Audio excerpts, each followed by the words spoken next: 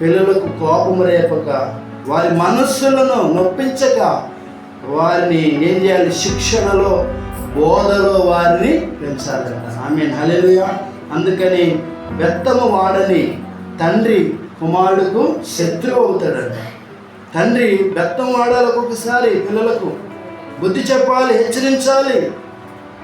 తర్వాత మనం బాలుడు నడవలసిన త్రోవను అతనికి నేర్పించు, వాడు పెద్దవాడైనప్పటికీ దాని నుండి తొలగిపోడు. ఈరోజు ఎంతమంది తల్లిదండ్రులైన వాళ్ళు మీరు మీ బిడ్డలని ఈ మార్గంలో మీరు నడవాలని నడిపించారు, వారు ఆ మార్గంలో ఉన్నారు ఈరోజు అనేది ప్రతి ఒక్కరు ఏం చేసుకోవాలి? తల్లిదండ్రులు మీ బిడ్డల గురించిన ఆలోచనలు మీరు చేయాలి.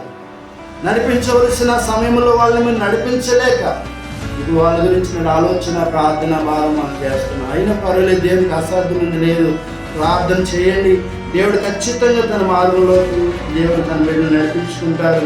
తండ్రులారా మీ పిల్లలకు కోపం రేపక, ఏం రేపకూడదు? పిల్లలకి వాళ్ళు కూడా కోపం వస్తుందేమో. మీరు వాళ్ళకి కోపం రేపక ప్రభు యొక్క శిక్షలోను బోధలోను వారిని పెంచండి. ఎక్కడ పెంచండి? పిల్లల్ని ఎక్కడ పెంచండి? చదువులో పెంచండి.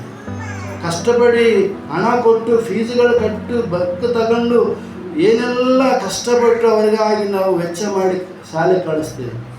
మంచిదే, వాళ్ళు చదువుకోవాలి, ఉన్నత స్థితిలో ఉండాలని ఆశ మంచిదే.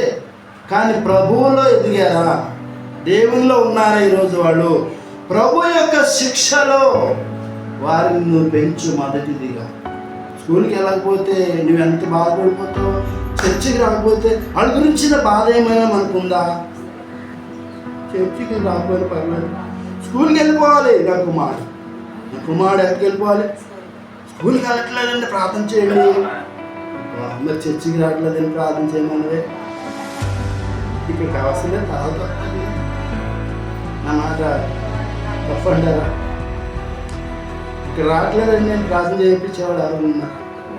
మా వాడు ఉద్యోగం రావట్లేదు, పెళ్ళి అవ్వట్లేదు, పిల్లలు కొట్టలేదు, స్కూల్కి వెళ్ళట్లేదు, వీటి గురించిన ప్రార్థనే కానీ మా బిడ్డలో దేవుని సన్నిధికి రావాలని చెప్పి ప్రార్థన చేయించారా?